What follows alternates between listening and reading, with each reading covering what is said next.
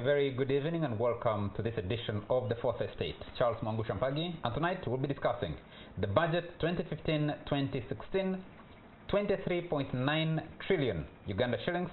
It's double the money government of Uganda expects to collect from revenues and other sources, which is actually 44.5% of government's own revenues. The question remains that where is the balance going to come from? That will cover that budget. But we're looking at that budget from the perspective of its allocation priorities, especially funding to agriculture sector. Let me introduce my colleague, Chris Obore. Chris, you haven't been dressed in that way for a long time. That's like Nigerian oil sheikhs. These are the benefits from oil already. I have a farm also. I have an oil well in Hoima. There's no oil in... we are posturing to benefit from oil. If you can't get the oil, then pretend to be one of them. Very nice of you, Chris. Onapito Ecomlight from Nile Breweries, SAD Millers. And Rwenzori, what as they say these days? Obore might be preparing for constituency. Looks more of a politician than a journalist. When people begin dressing like that, you know they are beginning to attend functions that require certain dress code. So, but you know, Ona knows my position. I am not aspiring for any constituency at all. It will never happen. Okay. At least during this time. Let me introduce a guest because Ona and Chris is part of the show. Ona has been a regular guest. Let me introduce Dr. John Bahana. Doctor, very nice to have you. Pleased to be here. Dr. Bahana is an agriculturalist. He's an etymologist. He's a consultant, and you sit on the board of the National Agricultural Research Organization, NARO. That's correct. Very nice to have you. Thank you. Addressing Parliament late last week, President Yoweri Museveni spoke about, among other things, his regret at the privatization of the Uganda Commercial Bank.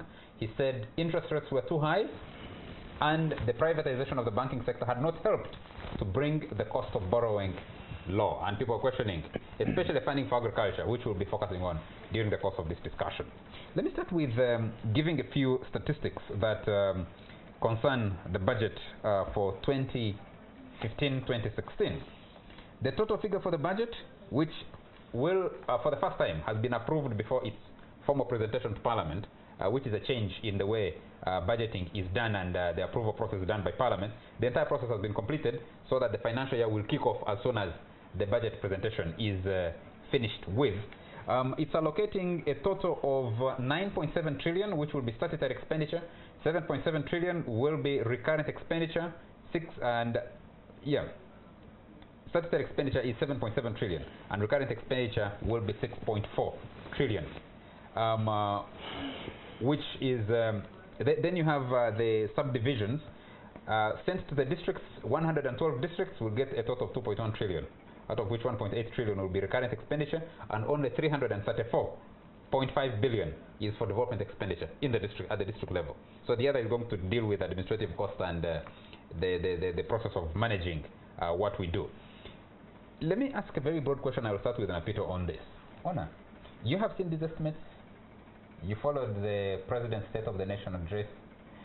Do we have as a country our priorities right? One of the major debates has been on what has been allocated to the agriculture sector. Look, I think we always have our priorities right. Most people in the government know what should be done, and actually what the government articulates as what should be done is what should be done. The major problem is that it does not get done. That's where the problem starts, and that's where it ends. And actually the budget, unfortunately, becomes a ritual without a lot of questions around it, because before I think we present this year's budget, maybe the half of the budget statement should be about explaining what happened with the last year's budget. That should be the normal business. That never comes. Well, it comes, it's patchy, so I think I don't doubt that the priority of government in terms of infrastructure, in terms of laying the foundation for a country has always been spot on, but it does not get critically followed up. And that's why we end up each year saying we want to do this, we want to do this. Good intentions, but action naturally is supposed to speak louder than words. It's supposed to speak louder than intentions. So we need to find a mechanism of getting sure that our intentions are put into reality. Let me turn to Dr. Bahana, who has a lot of experience working with various governments on the continent, especially in agricultural research and insect research. This allocative efficiency and execution deficiency. What does it mean for the country? It's disastrous, actually, and I want to agree with Napito. It has been said in these studios here and elsewhere that Uganda produces the best policy framework anywhere, but the implementation of these policy initiatives is very, very poor. Utilization of resources is a totally different thing from allocation. So we might think about, think very well about the allocation of resources to various sectors, but when it comes to implementation, it's a different thing.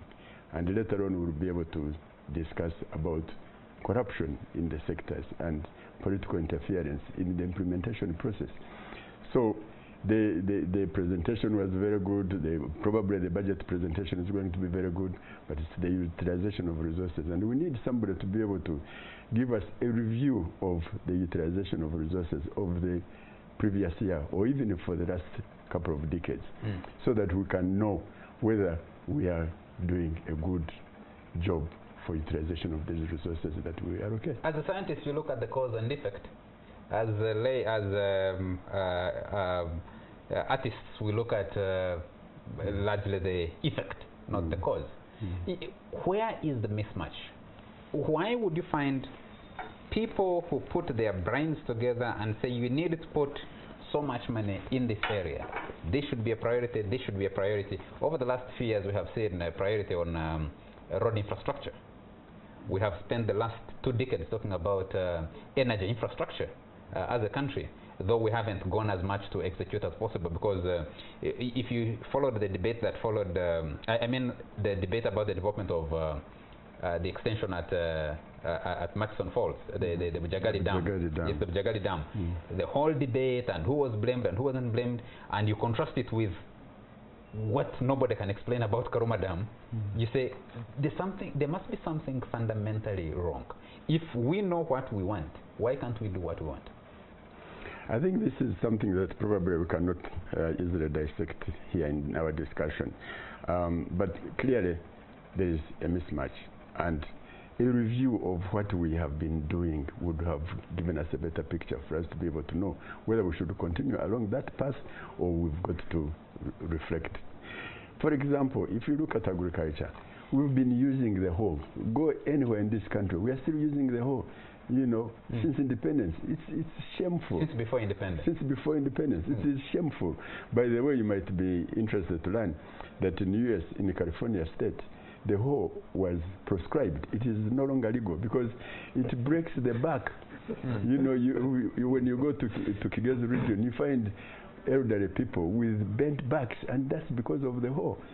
But for us, we praise it as a tool for agriculture. It's ridiculous. So why allocate so much, billions of shillings when you have not looked at the fundamental question? What is the tool for developing agriculture? Yeah. Chris, you a student of public policy, and I've never forgotten our discussion in this studio about the street bureaucrat, the public policy on the street in action, as you have described it. When you find a speech like this, it's good to listen to. A presentation of the budget framework paper and the actual budget estimates. You say, wow, this country is thinking is moving forward. Of course, people will ask, if you can only rise from taxes 11.1 trillion, I think it's about 11.1 trillion, that government is able to rise on its own from taxes, 11.1 trillion, which is 44.5% of the budget, then you say, where is the balance going to come from? Are you going to external sources, domestic borrowing? What does that mean in execution of policy? But the fundamental question is, why don't we do what we want or indicate we want to do? Maybe to start with, thanks for saying I'm a policy student, and I'm not ashamed to say I'm studying that policy at one of the institutions that our government has started to abandon, but the institution remains sound. That's Uganda Management Institute, where I'm doing the Master's in Public Policy. But I keep hearing this thing that Uganda has the best policies, but implementation. Then I see a big gap in policy understanding. There cannot be good policies when you don't know how to fund it, how to implement it, how to review it, how to monitor it. Then from the word it goes, not a good policy. A good policy has inbuilt funding mechanisms, implementation mechanisms. So what Uganda has are good wishes. we wish to do this, and we turn that into policy. So technically, we don't have good policies because we are all crying. There is no output. A good policy has to have understood the problem, then prescribe the way to address it, and what are the gaps? How do you tend to deal with them? So, and you see, Uganda does reforms. As student policy, we say every reform calls for another reform. In Uganda, a reform is an end in itself. We have reformed this, we have done this, so we have done this. No, these things are back and forth, an iterative process. So when you come back to this budgeting thing, we are always duped. I look at the intentions of this budgeting. You call them allocative efficiency. Well, it could be efficient there. I think it's actually a mechanism that even the president, who is the owner of the budget process, may not understand. I begin to think that Museveni is a captive of his own making. That some of these things he's announcing, he may not understand the motivation or the interest behind them. Because when you say we are putting a lot of money to the road sector, 30-something trillion, remember, it's not the first time we are putting money in the road sector. There's a time the road sector got 1.2 trillion. The first time it jumped. But the president still read this for you. Tirinyi, Mpalisa, Kumi Road, Ovura Road, then Wakaka, this road. No road gets done. So if you are investigative in nature, you ask yourself, the question should be, why is money put in sectors that do not have the capacity to absorb that money in that given financial year? There are interests there. So this budget does not address the needs, the day-to-day needs of a person. It is projecting itself as a budget that will deliver us from our problems. To them, they say the method is scientific. When you do roads, roads will attract these, roads will lead to these. But other people will say there is always a disequilibrium. You can tend to do A expecting B. You do A and get C. So how do you explain that? You do a road, one of those... you do a road in Tirinyi expecting to attract trade, you attract the cassava on the roadside. And you thought it's going to increase household income. So the point I'm giving, Charles, is if you study how these budgets have been coming, there has been a slow departure from concessional loans to domestic borrowing. And you must ask yourself, if there is domestic borrowing, from whom is government borrowing money? And if you know from whom government borrows, then you must know how much does government pay in that domestic borrowing. In this current budget, that's supposed to be around 2.5 trillion in bonds. So who gets that money? And they are borrowing at a commercial rate. So you discover that there are people who perhaps now have cornered the government to get into domestic borrowing, and they give government the money, and that money must automatically be paid back. So how do you get that money? Put money into high-sounding projects like energy, roads. You know for sure you cannot build Uganda's roads in 1 year. So the financial year ends, the money stands either to politics or to other people. And the lenders will have lent the lenders will have lent the money. So it is a process that cheats us, and all the time we buy it. Why don't we put money, for instance, if we say let's put to agriculture, agriculture will absorb that money. We're going into a deep discussion on agriculture after we do the first break here. And let me first correct a few things. I mixed up a few figures here. The total development expenditure is has been allocated 9.7 trillion. Statutory expenditure 7.7 trillion and recurrent expenditure 6.4 trillion. I mixed up those numbers earlier. Let's look at the breakdown, and I want to come back to you, Dr. Bahana. 6.4 will go into public debt repayment. 3.2 trillion will go into works and the transport sector, the roads that Chris was talking about. 2.7 trillion to the energy sector, so those dams and stuff. Education sector will get 2 trillion. Security and defense 1.5 trillion. Health will be allocated 1.2 trillion. Agriculture sector will get 484.6 billion. Now, Bona said this is the budget, the projections, the priorities are right. And people will ask the question and say, if you have the bulk of the population in the agriculture sector,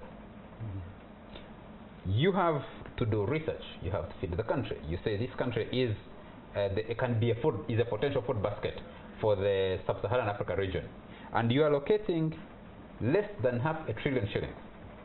The next most important, Coming from Kisoro, from Kabale, from Amuru, from Amuria, you'll understand people need to be treated. The health sector, 1.2 trillion. People say the health sector has been in intensive care for a very long time. Someone would look at this and say, these are the priority areas. You need well-fed population, but people to look at their agriculture, because it's the mainstay of the economy, as something that puts money into their pockets. They must be healthy, they must be educated. Now, if you look, education, health, and agriculture are at the bottom tier of the budget. Is that priority, is that allocative efficiency, would you say? I have no problem actually with the proportions. I think somewhere I've made a point that it is not a question of throwing money at agriculture. We've got to dissect what is the fundamental issue that we need to address. I gave you an example in my introduction. Why should we be dependent on the whole, 50 years after independence? It is ridiculous. So if we said that we are going to put in... You're asking why should we dependent on the whole 50 years after independence? And someone will ask you, why are we still dependent on the whole? When I was growing up, I saw a lot of tractors, some owned by private people, some owned by tea estates and others, but you'd meet a tractor on the road and if someone wanted a tractor to open up half an acre of their own private land, they could easily access it. Today, it's a different story. It's a totally different story. Why? We even had a Department of Mechanization under the Ministry of Agriculture that was responsible for hiring out heavy equipment in agriculture. But that has been phased out, and we do not understand why. Now, the point I'm trying to make is this, that while we should be able to look at the resource allocation and say, yes, agriculture is a priority area. After all, the Maputo Declaration, which you might be aware of, talked about 10% allocation. Yes, 2003, talked about 10% of our national resources going to agriculture. And the reason was that if you develop agriculture, if agriculture growth is real, then we also get rid of poverty. We reduce poverty significantly. Like, we have said here, by creating a road, you are not necessarily going to immediately impact on poverty. No, people are going to start selling their maize or drying their maize on the roads, and I have seen this between Mbari and Kapchorwa. That's the natural response to to tarmac. But that is not true in the long term. In the long term, a good road should really service the business of the particular area. For example, when you look at Kisoro, since the road was constructed and tarmacked, you can see response to the presence of that good road. You've got the economy now beginning to boom. So it isn't necessarily going to happen immediately, but in the long term it does happen. It does happen. But if you look at these numbers, I'm afraid, Doctor, we need to take a quick break, but if you look at these numbers, 484.6 billion to agriculture, and 50 years after independence, you're still talking about rain-fed agriculture.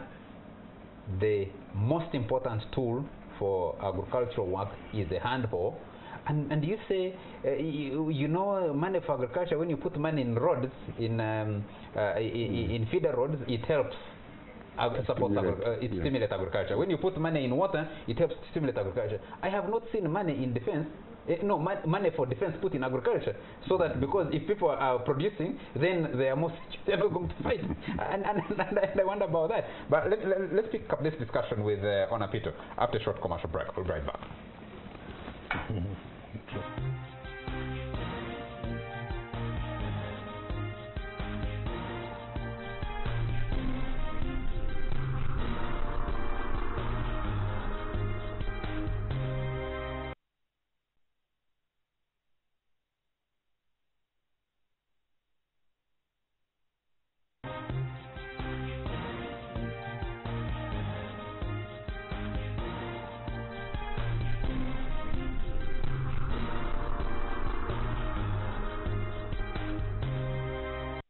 You're still watching The Fourth Estate, and we're discussing the budget. Did government get its priorities right?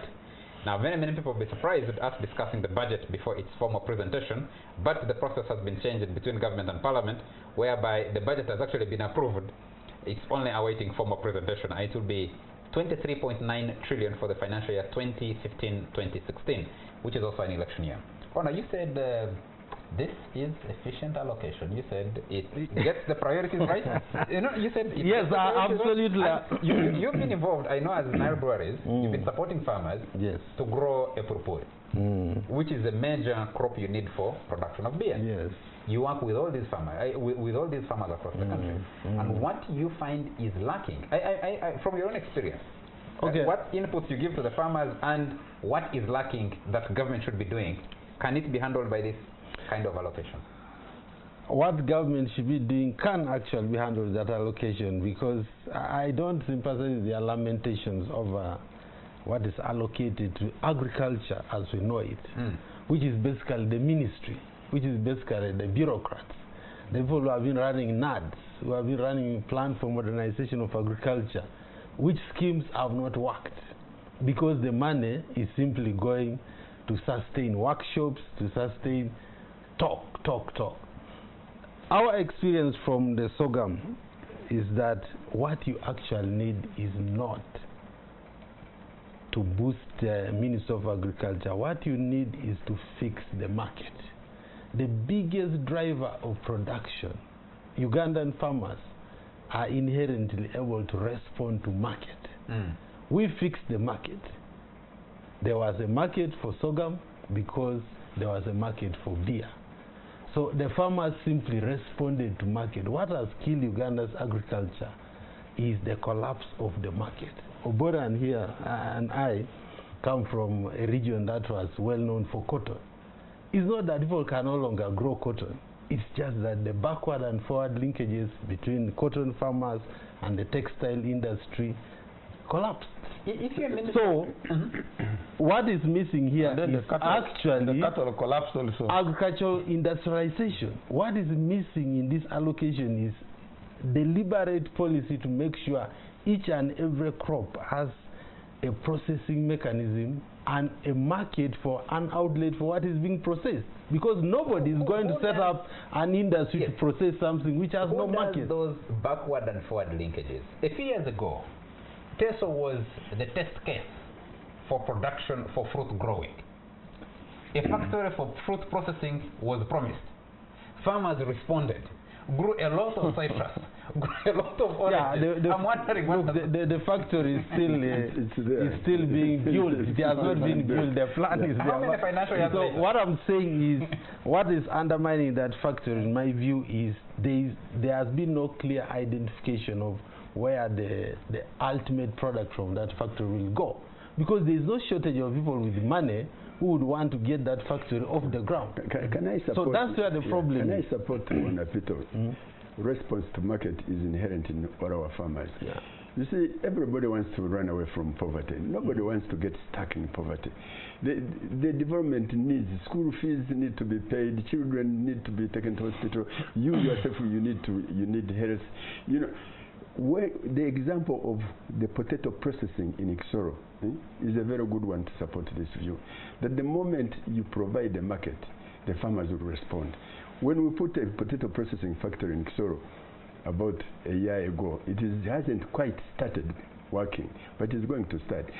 The moment the farmers knew, factory in Bushenyi. I don't know what's happening with it. It's doing very well, except the other day I learned that parliamentarians were sabotaging it. But you know, the potato example is very interesting. Almost everybody in Ixoro started growing potatoes because they knew that you can carry it you can carry a basket of potatoes to a factory 5 kilometers away. Previously, you had to depend on a middleman, and that middleman was exploitative. And if you looked at the very good houses in Ixoro, they all belonged to middlemen. So the farmer was being exploited. Once you establish a market, the farmers will respond. So to re-emphasize this point. Gentlemen, I hear your argument. When you have an elegant event, invite the important people of this country. Wanapito gets an invite by being director or public director Nile Breweries. He gets a priority seat here because he's representing the private sector. Just behind us here, you go through a process. It means government has a function in stimulating that response from the farmer. Farmers have innovated Where I come from, I know farmers would open land and plant pastures to expand the farm and provide pastures for their cattle. They produce the milk, maintaining cattle is expensive, they fail. So they close the acreage that was to cattle, either the cattle dies or they sell it off.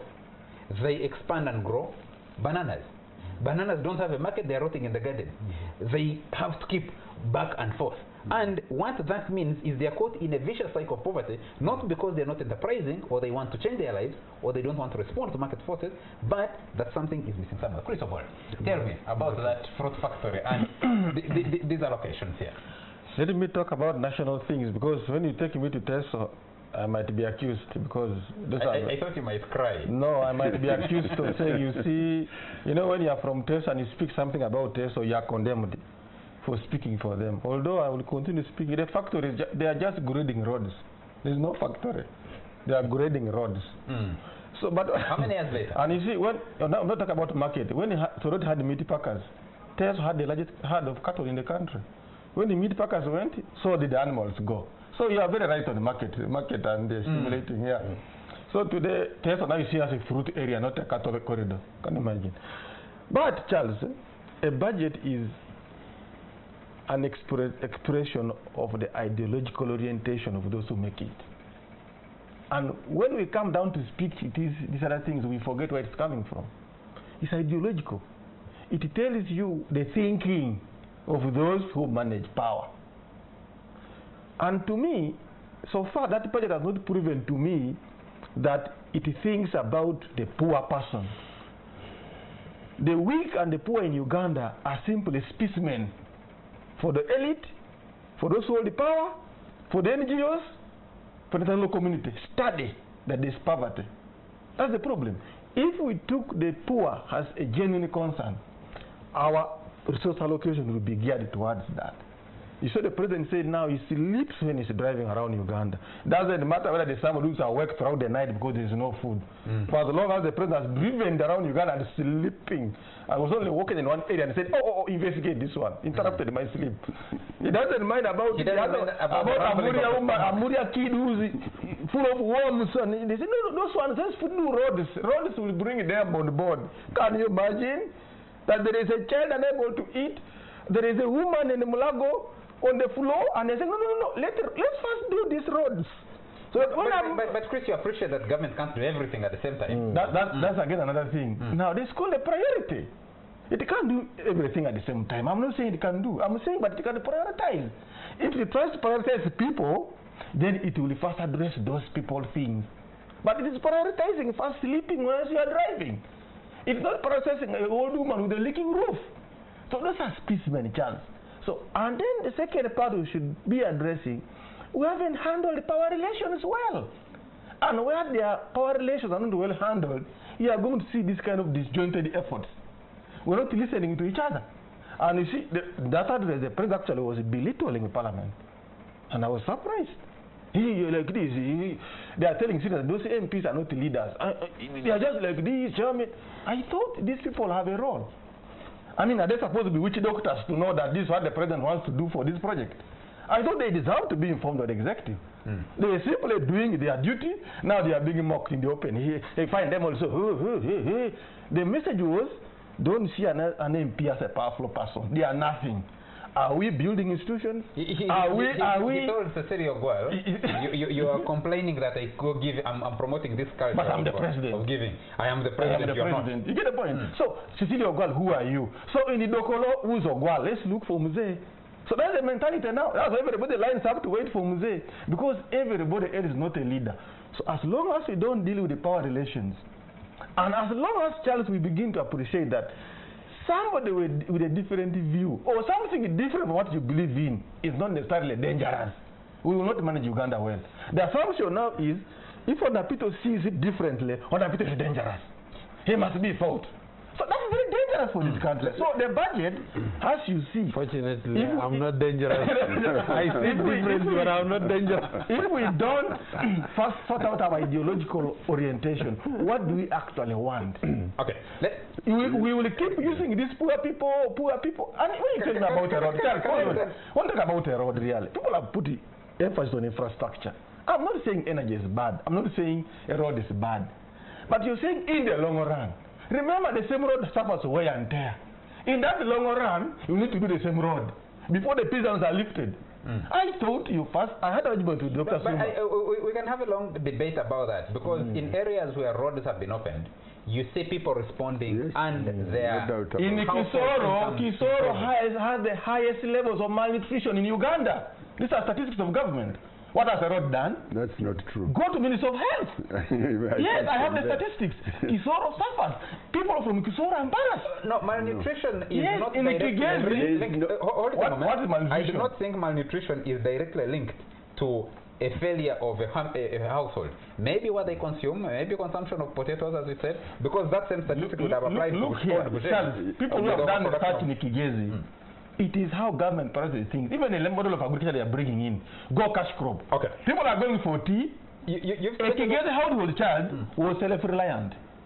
You do something first for self-reliability. Government is saying, forget about don't grow bananas, grow tea. And what are the children eating? Actually, tea is an initiative of the Banyachigezi, from what I understand. They've been pushing government support it because they do not have a reliable cash crop to pass on. I met someone yesterday who was arguing, a gentleman called Tolit from Karamoja. He was arguing and telling me he has a model for food security. Says the first food security is food security on the plate for the immediate consumer. Then if they have enough food to put in their stomach and get satisfied, that's the first level of food security. And he said the second level is at household level, if you're able to feed members of your household. Then the third level, according to him, is at community level. If the community is able to produce enough for its community, and that's where you begin talking about surpluses, then you can go and expand it. But the question I want to put to you, Dr. Bahana, you have been involved for many years in agricultural research work. At NARO, you're doing research. And people are asking, what are you doing in terms of funding agricultural research? Because agriculture is at different levels. You have agricultural research. You talked about the Maputo Declaration. It has been overtaken by the Malabo Declaration, which is a high-sounding statement by leaders. We were debating it with some guys from Action Aid the other day, and they're saying, you know, you make the statements. The people who pronounce them, the leaders who pronounce them, haven't even read the content because technical people have done them, and there's no commitment. Maputo has expired without ever being implemented in any of the African countries that committed it. Rwanda came closer, I think about 6. Went slightly above 6% for 1 year, 6.5% funding to agriculture. Allocation of resources for agricultural research. You're talking about a potato factory in Kisoro. Agricultural research. How much money is going there? How much money is going into the backward and forward linkages that Onapito was talking about, linking the farmer to the market and making that market meaningful? Note that a middleman is still going to go park a Fuso truck in my village, load matoke at 5,000 a bunch, bring it to Kampala and sell it at 25,000, 30,000 shillings, because there the farmer still gets shortchanged. The focus on agriculture as the mainstay of this economy. Even when you talk about shifting to the service sector or reducing the contribution of agriculture to the overall GDP of the country and people participating in it, the bulk of the population, almost 70%, is still stuck in agriculture. Do you find those efficiencies there? You see, I will still go back to budget allocation. It is not enough for us to be able to say that the amount of money allocated to agriculture is insufficient. We've got to look at what is it going to do. For example, agricultural research has produced a series of technologies, but these technologies are sitting in the shelves because the uptake is not there. Do people know? That is not policy of the research department. NARO is supposed to produce technology, the private sector takes it up and gives it to the farmer. Dr. Bahana, I have seen a lot of people enterprising, looking for improved pasture for their animals. They are there. They look, and even your research labs are not able to produce enough for someone to go and take onto their farm. You're not supposed to do that. We are not supposed to do that. But where do I go as a farmer looking for improved seed? If I don't end up at Container Village, which is selling a lot of fake products, they dyed them and called them from Kenya or from elsewhere, where do I go in the government of Uganda? If I don't have all the money that I need, where do I get that subsidized seed? Whether for pastures or for food crop production or for anything else? That's a very interesting question. One of the debates that we have been engaged in, amongst ourselves is how can we make agricultural research efficient and serve the farmers? And it's a very interesting aspect. If we are looking for improved seed, where are you going to get it? You see, we are not moving as fast as possible in our technology development. We know ICT is available to us. You can create a platform with MTN, with any of these technological servers, and be able to link farmers through that platform so that the farmers can pick information from that platform. And we've seen it works in Rwanda, it works in the Netherlands. So you can create that. Why can't it work in Uganda? Exactly. This is what we are saying. Resource allocation and resource utilization are two different things. So we'd like to see money allocated to use of technology to enable the farmer access information. Otherwise, the information is available, but he cannot access it.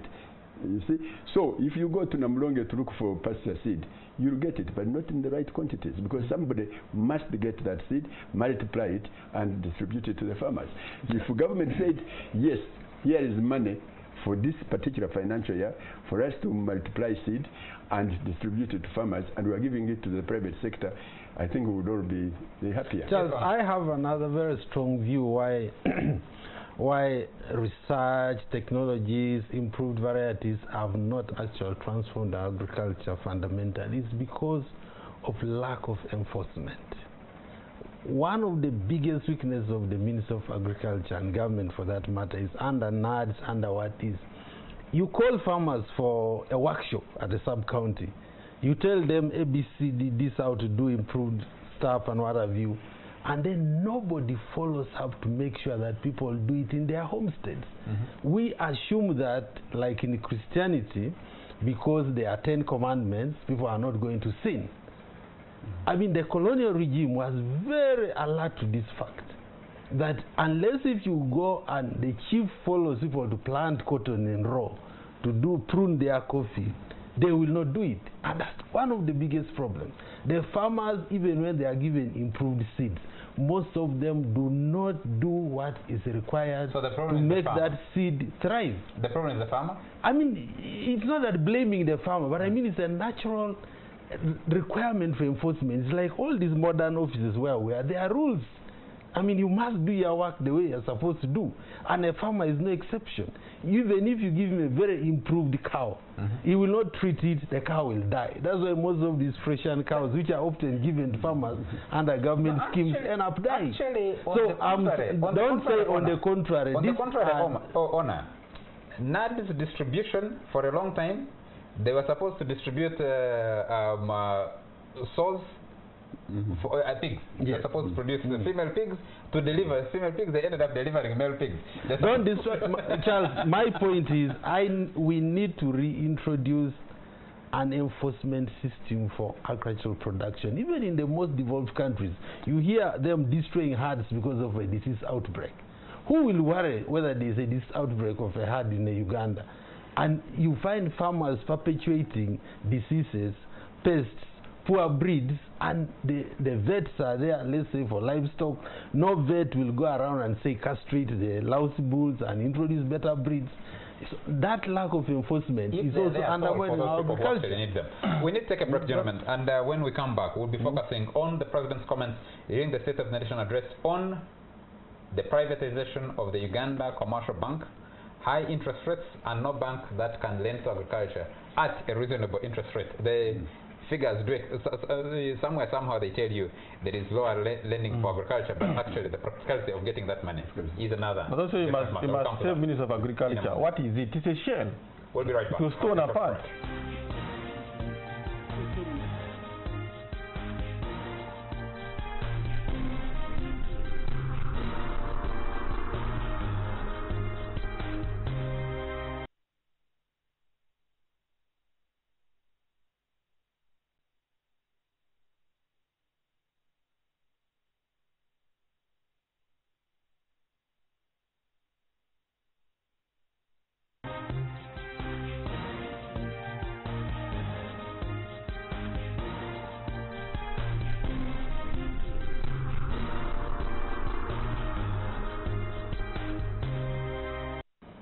Welcome to the last segment of the Fourth Estate, and we're discussing budget allocation. Has government got its priorities right? This is a debate we'll continue having, maybe with government officials next Sunday, hopefully, to come and explain, or maybe people who are involved in budget advocacy, especially for the agriculture sector. We'll be asking them to come in here and discuss with us. I mean, discuss for you watching us out there, or what they think needs to be done. Right. Let's go to the question of UCB, Uganda Commercial Bank. The president regretted the decision to privatize that bank. Chris, let me leave that as open as possible. Some people have said, didn't the president realize? A lot of people opposed him, notably people like Ezra Suruma opposed him and said it's a mistake to privatize Uganda Commercial Bank. And then the privatization was bungled up initially, and then finally it was taken up by Stanbic. Yes, it has expanded significantly, but it's not serving the purpose for which initially it was established. On Stanbic, I have a book here. This book, published by Jembres Paul Erongot, one time acting chairman of UCB. He worked in UCB for 35 years, and he saw all these things happen. He's writing about the banking sector in Uganda. Someone, I think, is trying to capture it on the camera. So yes, he was there when UCB was being sold. And I think he's one of the few prominent people from Bukedea I can talk of. Few. Because now Bukedea's work is to vote. There are no more influential people. Ours is to vote. But Erongot was influential in his simple life. The sale of UCB is detailed in this book. And after reading it, I think the first thing the president have done is to apologize that they massacred UCB. The bank had challenges of management which any institution would face, but they were surmountable. It is the government, in the words of Mzee Paul Erongot, did political gang beating of Stanbic to the point that they wanted it sold. Not Stanbic. I mean of UCB. Stanbic is a private bank. They flew to World Bank. It was the idea of World Bank. Who said he was involved. This was a foreign Washington consensus. And the government officials flew to Washington to negotiate about the sale of UCB. No single manager of UCB, not even the board of governors, not even anybody was involved. And even when the sale began of UCB, it just need to read the book. It is horrible that the state just did. In fact, the bank said, we have money, our problem now is about 20 billion. And even that 20 billion was because the bank had lent suppliers to government. Government had not paid the suppliers. So these people who had got money from UCB were unable to pay UCB because government had not paid them. So they were going to pay, but only that the loan would have gone beyond schedule. You said World Bank called that bad debt. Can you imagine? And UCB said, for us, we only need 20 billion. World Bank, who said, Bank of Uganda said, no, it is 35 billion. They're even exaggerating the debt portfolio of this bank just to find a way to sell it. It's an intricate story. And the objective of the bank was to mobilize Ugandan peasants into the banking mindset for development. There are a lot of loans they gave to agriculture here. They regret spreading wide to rural areas, but it was within their mandate to teach Uganda the culture of banking. Bring them on board. But also help the farmers. Help the farmers. Government looked at that as a bad performance of the bank. And Washington was saying that is bad. Was it a problem with Washington? It was their problem. From this book, it was Washington. So, government officials, including Greenland Bank, the issues of Westmont and whatever happened, I explained here. You really see a government that wanted to pick money or commissions and just destroy the bank. Ideology. If this bank objective is to mobilize the ordinary people in Uganda, because it is the first bank in Uganda, Ugandan-owned bank, after Uganda Credit and Savings Limited something, it must have been there. This was incorporated in 1965, UCB. And the purpose was clear. These people came and just ravaged the UCB. Even selling it to Stanbic, the book concludes, was at peanuts, a peasant lost. Dr. Bahana, banking access to credit is linked to improvement of agriculture in every sense. UCB and the cooperative bank in this country were seen as the institutions that would drive access to cheap credit. Both are dead. There's no access to cheap credit. An agriculturalist, in spite of the intricacies involved in agricultural enterprise and entrepreneurship, has to compete with commercial rates to borrow money. Yes. When you listen to the president speak about regretting having sold or privatized Uganda Commercial Bank, what do you think? What do you make of it? You know, it's very unfortunate. I think one of the challenges that we face with the government is to recognize that they've made errors and they cannot make good those errors. So the president will stand there and regret the decision that the government took, but he does not tell us what next. And government has been singing about creating an agricultural bank, but again, it is still in song. So we would like to see this put into effect, because lack of agricultural credit clearly hinders agricultural development. And you know, the Chinese have demonstrated that, Singapore demonstrated that, Malaysia demonstrated that. We do not need to go to university to study that you need a special credit facility for our agricultural financing. Yes. So if under the influence of World Bank and the USAID, Uganda Commercial Bank was sold, this is the time for us to be able to say, let's start our own.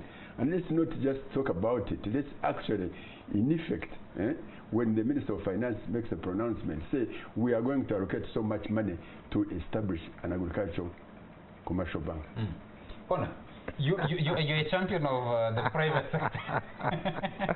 Yeah, I'm unapologetic about the power of the private sector, specifically in the Ugandan context. I know there are so many stories that have been given about the efficiencies of public institutions, banks in other countries, but I doubt it's going to happen in Uganda, because we have had a history whereby it started with the expulsion of the Asians and the reallocation of businesses arbitrary.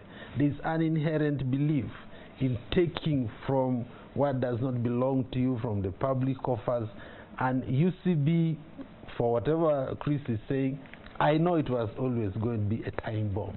Because you need to look at all the other institutions of government. You need to look at government departments, the way they have got eroded over the years.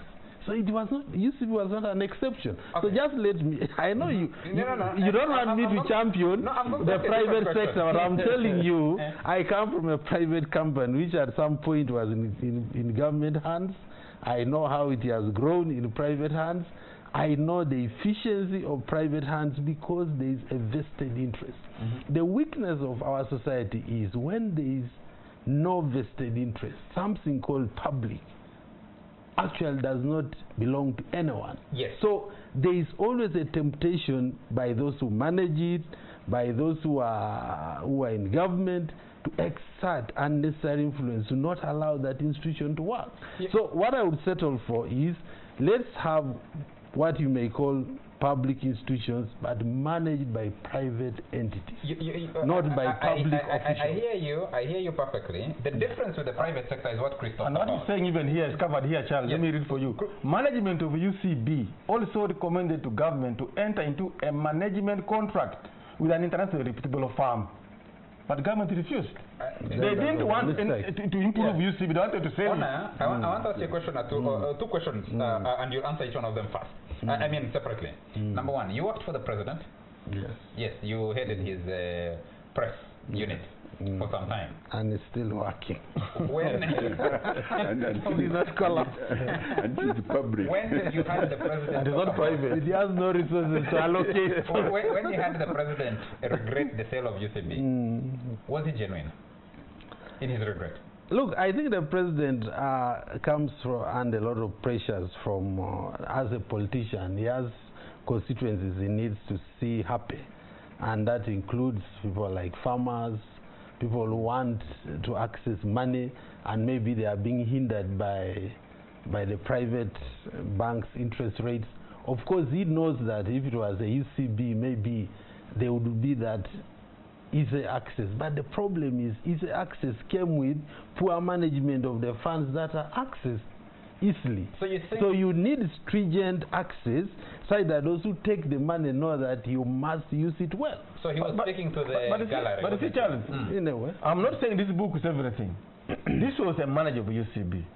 The poor manager of UCB is an overblown thing.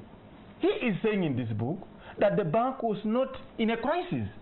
The bank was undertaking objectives that were outside the bank's the normal banking principles, because it was set up by government to actually bring down even the ordinary person into banking. But maybe that's why the president is but then, if the president is regretting, the same president, Dr. Bahana, was chastising MPs the other day when they were trying to hold the Banana Project accountable. In this book, and we all read, the MPs questioned the sale of UCB. He ignored the same people. Now, when you are questioning the Banana Project, you're saying they are just feeling sweet. Now, tomorrow you're going to regret the Banana Project? So I'm saying power relations in Uganda must be addressed. This bank, Charles, this is my copy. I will give you to read. All of us will be mourning that we betrayed UCB for pecuniary interests. Why should we mourn? Look, me and you, what do we need from a bank? In my view, you need a bank where you can borrow money. You need a bank where you can put your money. You need a bank where you go to an ATM, put in your card and get money. So if the current banks like UCB, I mean Stanbic, are able to deliver that efficiency, so what is this cry about UCB? How many farmers are Stanbic brought on the market as you're talking about? Hold it. How many farms are Stanbic funded? Chris, that brings us to the second question I wanted to put to Honor. The private sector cares about profit. Yes. It doesn't care about the ordinary people UCB was set up. Fine. Or the cooperative bank. So I understand from that perspective that provided you're making profit, you're happy. Shareholders are happy, the government is happy because it's getting a high tax return. The people borrowing at 20%, 24%, in some cases 36%, almost 50%, are the ones that are attempting to go into enterprise in agriculture and other fields, and they are collapsing, and you see their buildings being advertised for sale. Now, if you come up many years later, Dr. Bahana put it well, you haven't provided a solution, you have regretted. So, look, I asked Dr. Struma yesterday, I asked Dr. Struma, Doctor, you're saying part of this envelope operation is not bad, Stanbic, because I told him that Stanbic Bank, if you ordered, government ordered soldiers, teachers, not to put their salaries through that, Stanbic could run away. They're not expanding banking horizons. They're just using the same clientele of government to survive. So I asked him, if the private sector is that good, why don't we, like the Americans do, enter into a public-private partnership to run Bank of Uganda? Because the parliament has often said Bank of Uganda is raided without parliamentary approval. One of the measures would be to privatize Bank of Uganda like Americans do. And then if the president wants money... Well, the Americans can't privatize the Federal Reserve. Yes, but then if the president wants money from the bank, Charles... is the equivalent of the Federal Reserve. If the president wants money from the bank, Charles, without parliamentary approval, the private sector will not allow. Why don't we privatize Bank of Uganda? Why? Because it is a reserve bank. Of course, Why? you know that I want it privatized. Why don't we have it privatized? No, Charles. Yes, but I think just let me... I just wanted to debate the attributes of agricultural credit. Yes. And to me, this is very fundamental. If the private sector, private banking cannot provide this essential element of agricultural development, agricultural growth, then we can as well introduce our own. Whether it is going to be managed by, foreigners, whoever, but it must be there. No, actually what you need to introduce is a welfare agricultural bank. That's the best you can do. Because most of the banks are reluctant to give the current, to lend to agriculture currently because of the unreliable payback system. And again, it comes down to lack of market. A farmer takes money from the bank, he has unstable market, he cannot pay back. So most banks are careful. But if you want your farmers to have access to money, and indeed there's a lot of money in government, so you need to have a relatively Does it take us back to liberal, where we started? But what is yes. Chris, hold it a moment. Does it take us where we started from? The bulk of the budget that government is going to present next week, actually this week, end of this week? End of this week. Yes, end of this week. is going to be funded from domestic borrowing, largely. Who are the major domestic borrowers? Commercial Lenders, banks, not lenders. Commercial banks that buy government bonds, isn't it? And I know 5 tycoons who are in charge of that. Yes. Now, if they take our money, if the bulk is going to come from domestic borrowing, domestic borrowing comes with interest, and that interest is getting actually back into private hands. You're not helping the ordinary person. We are not. but I told you that we are moving away from concessional loans. We are moving into domestic borrowing because it's designed. Domestic lenders are a clique. And now when they lend government, when it matures, they need their money fast. What do they do even? They put money in sectors where absorption is a bit hard. So when they tell you about a dam can take 5 years, 6 years to be built. They say dam is good, you go there. Into roads, because you know the 3-something trillion cannot be absorbed there. You can now gerrymander your money to what you want. And we all believe and say, yes, these are good priorities. Honestly, Charles, let's discuss our philosophy. Where is the place of the vulnerable? Where is the place of the poor? Otherwise, we are discussing what are nice for us. Thank you. We'll extend an open invitation to people in government, especially the Ministry of Finance and the Ministry of the people who generate this budget, to come and debate with us here and for our viewers and explain this budget and how the government plans to fund it. And do you know, Charles, do you know what they are doing? After getting this money from bonds, this mafia, they are not putting money into production. They are putting it into housing estates. Yes. The dollar is suffering. Into brick and mortar. Can you imagine? The dollar is suffering because they're not producing. And I think we need to discuss this budget in light of in light of the upcoming elections and what that means for inflation. People have been looking at the dollar rate. I think people have started already converting shillings into dollars, and there is little appetite for Uganda shillings. That's why some projections say the dollar rate exchange rate might go up to 3,500, 4,000. By December. It is shooting there. It is shooting there. I take, let me just make one mention of feedback I got from Dr. Maggie Chigozi. She wants this panel more balanced with, in terms of gender. She gave that feedback. So we take that feedback very seriously, Dr. Chigozi, and we'll be working. And I encourage you to buy this book to understand UCB suckers and the cooperative bank. Making an announcement. No, the marketing department. It is very informative. Our time is out, gentlemen. Thank you very much, Dr. Bahana, for making time for the show. Thank you. Thank you very much, Ona, for making time for the show. Always a pleasure to have you here, and thank you very much, Chris Obori. Thank you very much. We support Nile Breweries. You're doing a good job. Our viewers for joining us tonight and always. We'll join us again next Sunday. The place of the vulnerable is in a project they call SAFE. I don't know why they don't.